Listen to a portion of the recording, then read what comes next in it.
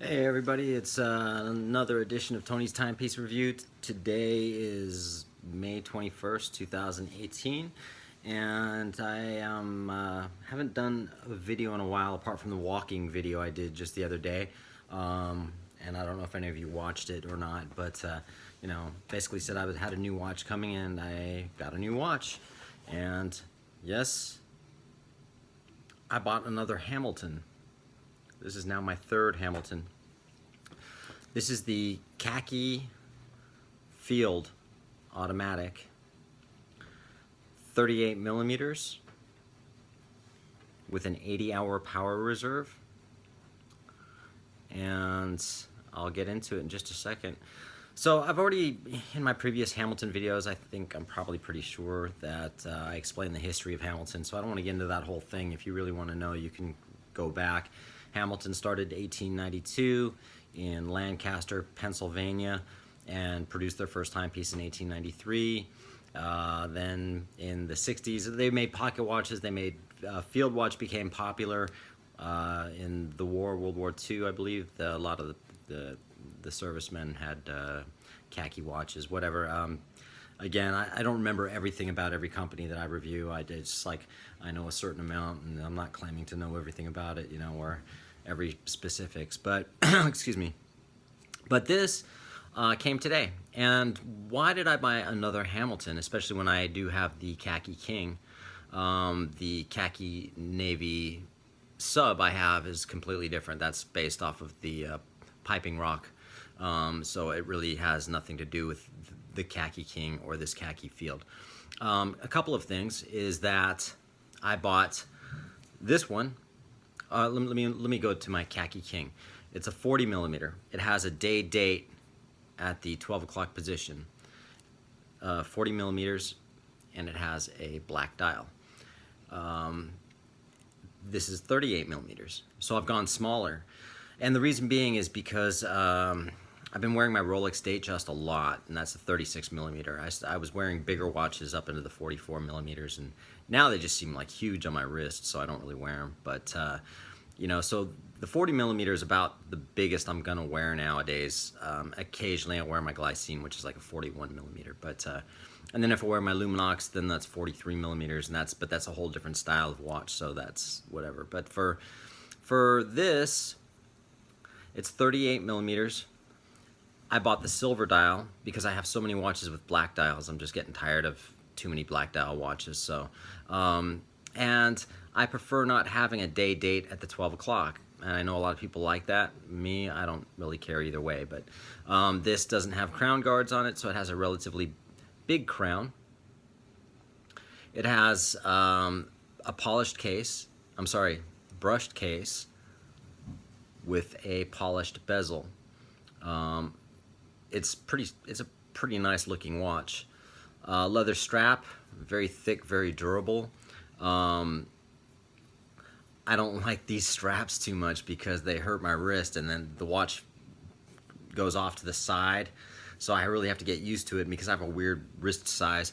If I put it on the third keeper, it's a little too big, and if I pull it one tighter, it's too tight. So I always end up changing the straps.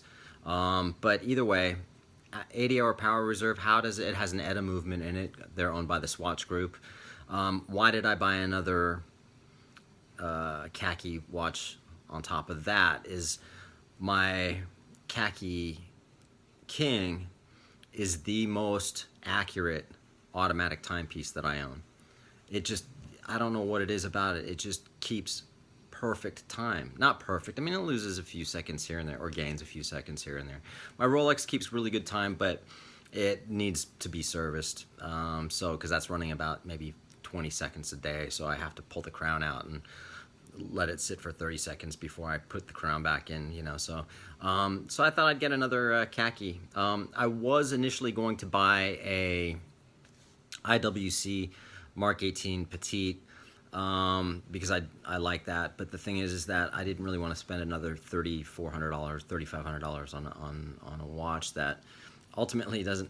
I don't think it's any. It's not any better made than the Hamilton, believe it or not. Maybe slightly with some of the case polishings and things, but it's the same movement. IWC uses ETA movements, so you know, again, and I don't really give a shit if people think I'm wearing an IWC or if I'm wearing a Hamilton. I don't hang around watch snobs or watch geeks or anyone who's really into watches for that matter. So it's all just for me. So when I do wear my luxury high-end timepieces, it's really for me. No one really cares. Okay, so again, it's 38 millimeters. Let me put this on the wrist. Again, I have about a 6.5 inch wrist. And I don't, again, I just got it just a couple hours ago. So hopefully this will keep as good time as my Khaki King. I do like the silver. The dial is very textured, just like the Khaki King. Different layers of texturing. This, other than the Khaki King, is 50 meters water resistant, whereas this is 100 meters water resistant. So from 165 feet with the Khaki King to 330 feet with this one. Not that that matters too much, because I don't usually wear my watch in the shower, or I don't really go into water too much. So other than that, sapphire crystal front and back. How do they do an 80-hour power reserve on a basic ETA 2824? I guess I'm assuming it's a 2824-2. They work with ETA on that. Basically, they slow the beats per hour down. So anybody who has an automatic watch and it has the sweeping second hand, again, my camera never really gets the you know, close-ups. No matter what kind of watch it is, when the watch sweeps, it still has a certain amount of tickings per second, right? So say, for instance, you might have 8 ticks per second, whereas a quartz watch has 1 tick per second, so tick, tick, tick, right? Then, you know, you get up into like 8 ticks per second. So the higher the ticks, the smoother the second hand. I believe this was from 8 ticks to about 6 ticks, so it slows that down, but gives you a longer power reserve. So I have an 80-hour power reserve. Mechanical, manual winds, automatic. Decoration on the rotor, I actually can't see too much, but the decoration isn't bad, but who cares? And other than that, that's really kind of what I just wanted to say. I just got this new one today, a couple hours ago. So I'll wear it. I'll change the strap. Actually, I put a new strap on it. Was the first thing I did, but I didn't like the rubber strap I put on it, so I just put the original one back on. So if anyone has any questions about the watches that I own, watches that you like, or you want me to do a video on a specific watch, you know, please leave me a comment. Like my videos or don't like them, whatever you want to do. I know there's a lot of guys out there that get thousands and thousands of views on their watches. I don't, you know, I mean, either way. But I do know a little something about watches. So if you want anything reviewed, I'll be more than happy to do it if I know about the watch. I bought this one, paid just under $400 for it, and that's only because I sold a Maurice Lacroix Maurice Lacroix quartz watch, and I'm just not too much into quartz watches. Not that they're a bad thing. I mean, they keep great time, but you know, high-end quartz watches, it's what it is, whatever you like. So I would be more than happy to do any review on anything that you guys recommend. The guy who bought my Maurice Lacroix was kind of funny. He had a Ingersoll watch in his pocket and tried to tell me it was, he was trying to trade me for the Maurice Lacroix. He was like telling me it was German made and it had a tourbillon, and I was like, no, it's not a tourbillon, that's an open heart. The watch is actually American. They were the first company to ever come out with dollar watches, and it's a Chinese seagull movement.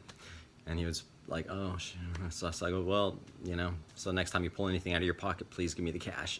So anyway, on that note, I'll do my drinky beer. Uku says hi, and another edition of Tony's Timepiece Review. Take care, peace out, have a good one.